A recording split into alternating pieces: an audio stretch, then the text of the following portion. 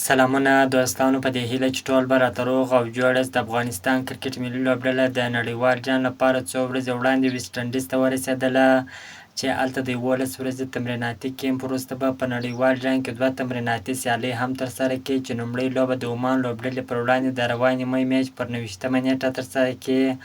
او دویمه تمریناتي لوبه د روانې مۍ میاشت په 21مه نیټه د سکاټلند لوبډلې پر وړاندې ترسره کړي. د دغه 2 تمریناتي سیالۍ وروسته به د افغانستان کرکټ ملي اتلان خپل لومړۍ رسمي لوبه د یوګانډا لوبډلې پر وړاندې ترسره کړي، چې دا پر 4 جون باندې د افغانستان سهار 6 بجې پیلیږي،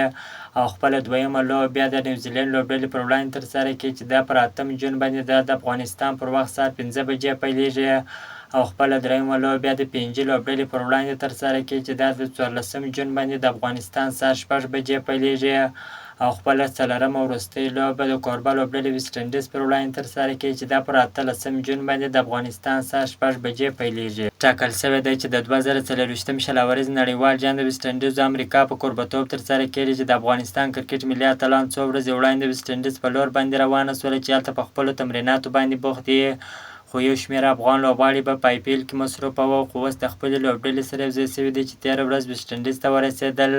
لکه راشد خان ارمان، نور احمد لکنوال، نوین اولک، محمد نبي، عیسی خیل، عظمت الله عمرزی، ګلبدین نیا، فضل حق فاروقي، رحمان الله ګربت، چې په نړیوال جام کې به د افغانستان لوبډلې استازیتوب وکړي. که تاسو غواړئ د کرکټ په اړه باندې تازه او مهمو معلومات څخه ځان خبر کړئ، نو زموږ پیج سره فالو چینل در سره سبسکرایب کړئ. که دغه ویډیو پر ټیک ټاک باندې ګورئ، د ټیک ټاک اکاونټ هم در سره فالو کړئ. د نورو تازه معلوماتو لپاره زموږ سره اوسئ. تر بلې ویډیو پورې د الله په امان.